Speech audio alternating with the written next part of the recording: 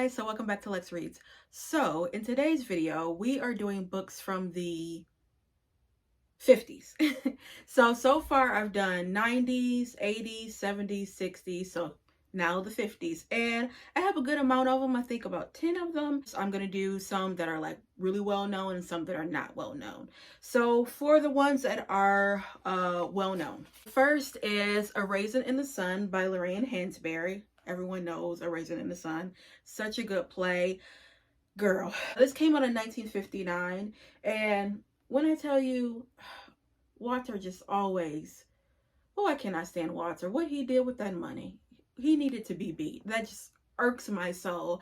And I remember actually, before I read the play, I ended up seeing the movie. There was a TV movie with like who, Diddy, Audra McDonald, Felicia Rashad, Sanaa Lathan, and it actually was a really good movie. And then I've seen like the old one back with Ruby Dee and Sidney Poitier, and that one was good too. You have heavy hitters in both of the films. I mean, Sidney Poitier and Ruby Dee, come on now. And then Audra McDonald and Felicia Rashad. You know what? Diddy did really good. He did really good. He played Walter. He embodied that. So yeah, Raisin in the Sun, everyone knows this. Such a fantastic play.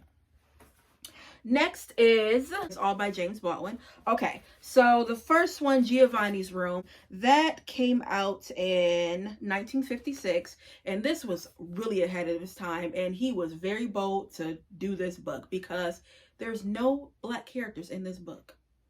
And again, this is in the 1950s. Also, the characters are homosexuals. That is another taboo in the 1950s. But the fact that he was that bold to do that, James Baldwin, he did not care. Okay, clearly he did not care, because again, you're talking about topics like that. And then the fact that you are a Black man and you don't write about Black characters and you put that out, and he was heavily criticized by that. But his thing is, I do not care. I write what I want to write, when I want to write, how I want to write. And I mean, I got to give it to him. This was a fantastic book.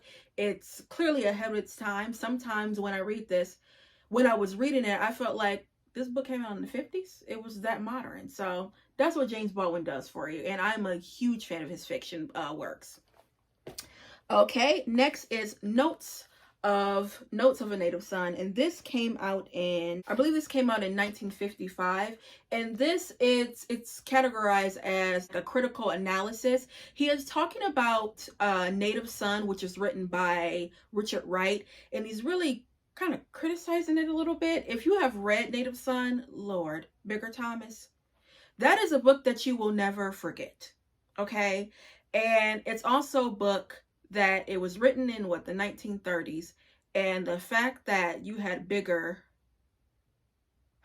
Lord, Bigger has the same mindset as a Black boy would have now, and that is very sad, because again, that book was written in the 30s, I want to say 1930s, 1940s. He's just talking about basically the pros and cons of, you know, the book. So like I said, it's a critical analysis, and it was really good. What I did is I read Native Son first, and then I read this, and then after I watched a TV movie with Oprah Winfrey. Also watched the newest one that came out in 2000, either 18 or 19, and that one was really good. Did it end how the book ended? I don't think it ended. No, it was a little, the ending was a little bit different, but I mean, the endings either way is toe up, because what happens to Bigger is just, oh Lord, yeah. Okay, so that's Notes of a Native Son. And then lastly is Go Tell It on the Mountain, which is his debut book. And I believe this is written in 1952. And this is a semi-autobiographical book. And it's basically talking about a young man that he comes from a very religious household. And he's like a prodigy because he's like a fantastic preacher. And he's a little boy. But again, you see how he navigates his personal life, his family life, his professional life. this is a really good, this is a classic. This is an American classic. Okay, next is Chinua Achebe, Things Fall Apart. This was written in 1952. This is an African classic, okay? I got into this after reading, back in 2019, I was obsessed with African literature. That was the only thing that I was reading. And I saw that Chimamanda Ngozi Adichie always talked about him. And so I'm like, anything that she had, any books that she recommended or talked about in her interviews or just in her books in general, I read them. That's how much of a fan I was of Chimamanda, and still am a fan of Chimamanda. But yeah, this African classic, over 2 million copies were sold of this book. So yeah. Okay, next is Invisible Man by Ralph Ellison. Now, this actually is on my TBR to read this year. I've never read it. And I was inspired to read this book because when I saw a documentary about his life and how he was heavily criticized for this book, I said, oh, I have to read it. And then, of course, this is also a Black classic book. So, yes. Now, this was written in 1952. I really am excited to read this. So, knowing me, I'm probably going to have to get 2 copies. Y'all know I like to highlight and annotate 1 copy and then have 1 pretty copy. This is probably the copy I'm going to highlight and annotate because it is kind of ripped. And I bought this like used a couple years ago. So, yeah. Okay. I think that's all for the books that are like well known. Now let's get into books that are not really well known, not really talked about. So next is Paul Marshall, Brown Girl, Brownstone. Love this book. This actually was her debut novel, and this was written in 1950. Is it 59?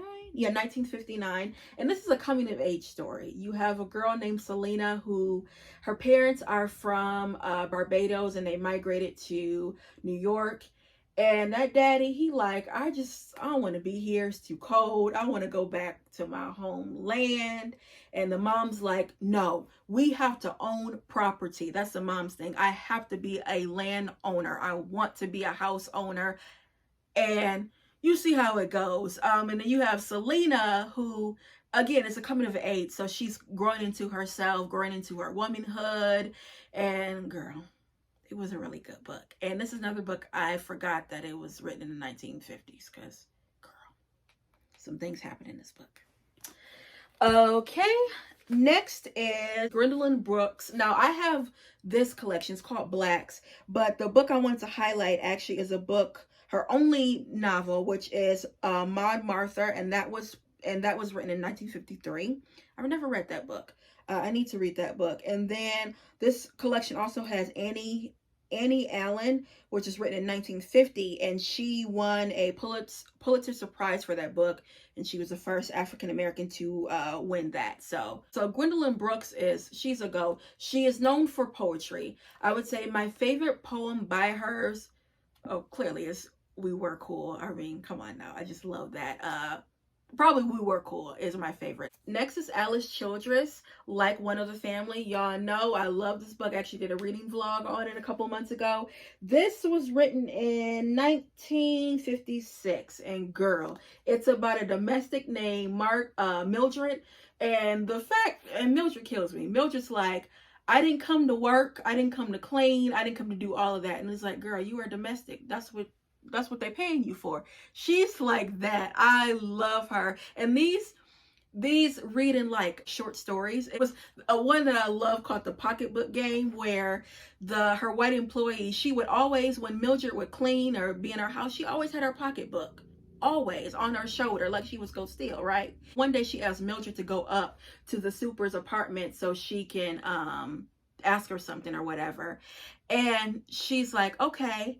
And then she goes upstairs and she's like, wait, I'm about to get her. She runs back downstairs and she's like out of breath or whatever. And her employee's like, what's wrong? She's like, oh my goodness, I forgot my pocketbook. And she puts it on her like shoulder and holds it just like her white employee holds it. And from then on, her employee did not carry her pocketbook around the house, but she was making a point. That's how she was. I love that character. This book was so funny. Like, oh my goodness. Alice Childress, she's known for her plays. She actually is a playwright. But y'all, read this. If you want a good laugh, this is a good laugh. Okay, next is A Brighter Sun by Samuel Selvin, and he actually is a Trinidadian author. Never knew him. This book was written in 1952. And yeah, he's known for a book called The Lone Londoners. Now, I do have this book, haven't read it, but I do know it's about a 16-year-old boy who is dealing with like an arranged marriage. And I believe that he's really poor and the family kind of has some money, and he's like, you know, if you marry my daughter, you're gonna get like some money. You're also gonna get your own hut and your own cow and something else. And he's like, okay, but he realizes, ooh, I don't think I should do this or whatever. So yeah, I do know that's like the premise of it. Again, I have not read it. I wanted to read this because I wanted to get into more of Caribbean authors, and of course Caribbean authors that are not really well known or talked about, and he was in that category. So yeah. And then the last book I wanted to mention is The Narrows by Anne Petrie. Now, this was published in 1953. Now, Anne is known for a book called The Street. That was her most popular book. That also was her debut novel. And girl, she leaves you on your toes. Now, I have not read this yet. I actually just got this like last week, and I wanted this edition because it's just so good. Now, this is about a man named Link. Link has been in the army, I believe, and he's a college graduate. And because he's been in the army, there's like no, when he comes back home, there's no work for him. So he just hangs out at bars. And one day he hears some screaming, and it's a woman that is basically about to get like assaulted, and he like runs the person away. He brings the lady to the bar, but this lady is a white woman. And the people in the bar look at him like, are you crazy? Like, are you crazy? And I believe they're going to get in a relationship. And the woman, she is really like rich, but she's bored. She's one of them, you know, type of women where she got everything she wants, but she's not fulfilled in her life. And so I think they go link up. So yeah. Again, sounds really interesting. I have to read this. After reading The Street, I was like, oh, I'm reading all her novels, like all of them. So this is going to be the second novel I'm going to read by her. So yeah, guys, that's all I have for you when it comes to books from the 1950s. These are some good books, okay? And in the 50s, the blacks is writing the books in the 50s, all right? So yeah, guys, that's all I have for you. I'll be back with more black books. Bye.